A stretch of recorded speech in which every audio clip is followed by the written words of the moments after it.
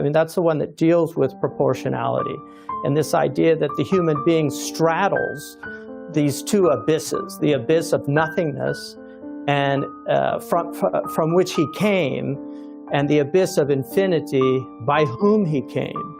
And he argues in there that only God can know both nothing and infinity. We're incapable of that. And it seems to me that nihilism is people that are looking at the nothing and forget about the infinity. And they've, in a sense, turned their back on that. And Frost has a wonderful poem about the people that look out at the sea. They cannot look out far, they cannot look in deep, but whenever was that anything that prevented them from doing it? And it seems to me that, you know, the nihilist is looking, instead of looking at the ocean of infinity, he's looking at the wasteland on the shore. He's looking the other way. And I think is that our children, and Plato reminded us that give me the stories you tell your children and I'll give you your culture, that our children are growing up on a type of popular culture that is so corrosive. And over time, I can't see how they could not fall into a type of despair, that the meaninglessness of life that's presented to them constantly, that would be the result. How can we be better at doing what I think Comte has an essay on apeirokalia, and Leo Strauss uses that term when he talks about liberal education, the idea that vulgarity, which our culture has become very vulgar, and vulgarity for the Greeks was apeirokalia. It was inexperience in things beautiful. How do we restore beauty to a culture that seems to have really lost it? Because our language is based on the richness of its literature and its poetry. And there's something in rhetoric, as you well know, called copia, which is this idea of acquiring a fund of expression through deep reading. I think the loss of the ability to read is really something tragic in our culture. I know just for a fact, in dealing with students and testing them on very difficult sentences, that because they don't have grammar, they end up getting lost in difficult sentences and not really being able to see what main clauses are. And I think when a civilization, you know, the difference between a civilization and Islam and Christianity are founded on books. And arguably even the great pagan civilizations were founded on books. There is no Socrates or Plato without Homer. And so books are always at the root of a civilization. If we lose the ability to access books through the loss of language, through the impoverishment of vocabulary and these things, I don't see how we can have a rule of law which is based on a deep study of language, because Reading Law is a great book by Scalia, just about the importance of knowing how to read deeply so that you can ascertain what laws mean. We're having a debate now about textualists and originalists that try to understand what exactly does this mean and how do we interpret it. So I'm still looking for some answers about how because Barry Sanders wrote a book that I read years ago called A is for Ox, Why Our Children Are Dying to Read. And John Taylor Gatto told me, the great teacher from New York, he told me that he taught in inner cities, he taught in Harlem, and he said that it was so difficult when the students were all collectively together, because they postured about not wanting to, I don't need this knowledge. But he said when he got them in private, they were dying to read. They wanted literacy, and that gets back to all men by nature, or human beings, desire to know. I think, and that gets right to shows about nothing, because that Columbia program, which John Erskine started, and the reason that he started that program was the fact that he saw that the elective system, of which there was an immense amount of resistance when it was first introduced at Harvard,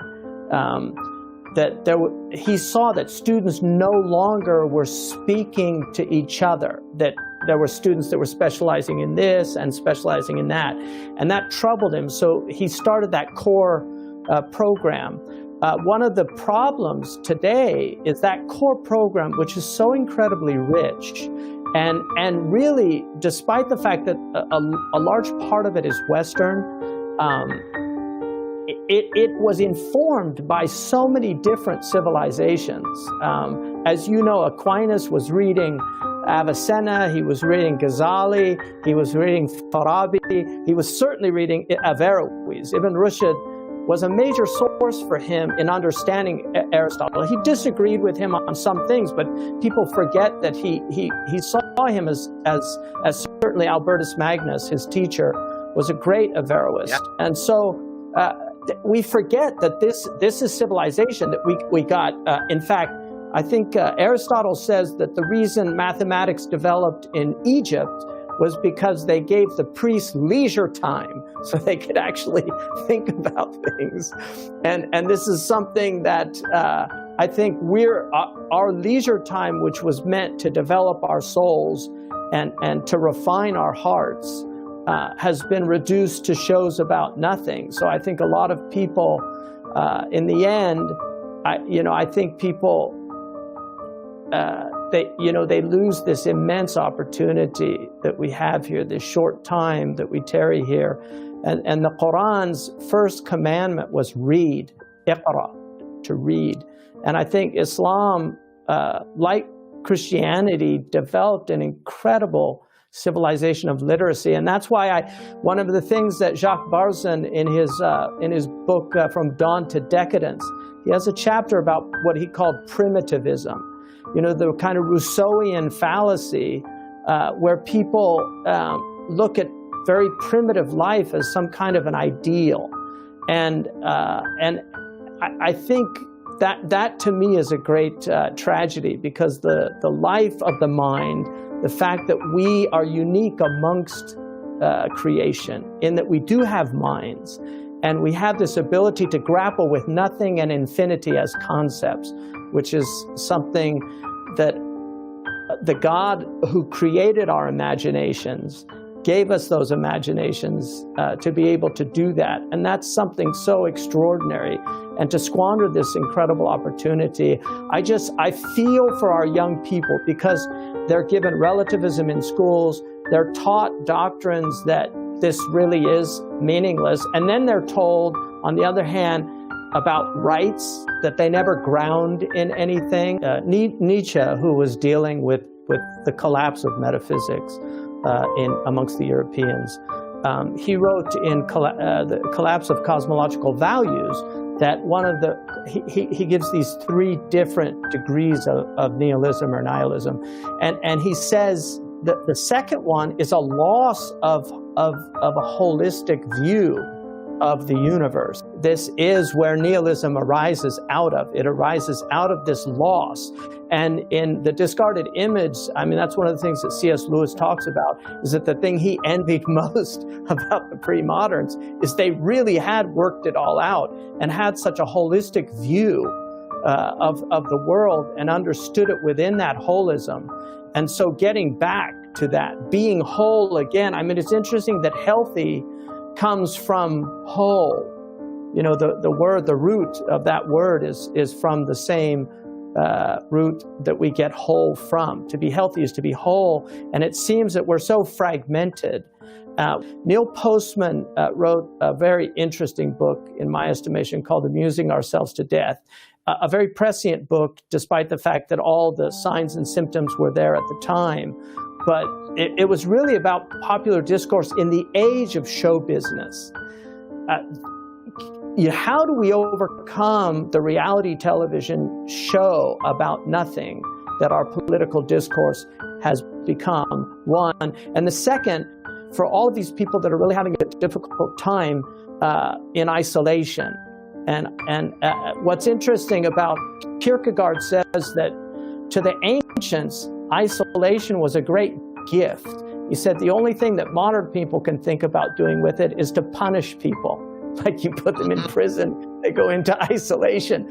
But it was the ancients wanted to, the sannyasi wanted to go off to the mountain, the monk wanted to go off to the cell, the Muslim wanted to go into khalwa. So the Prophet ﷺ went and isolated himself on the Ghar Hira.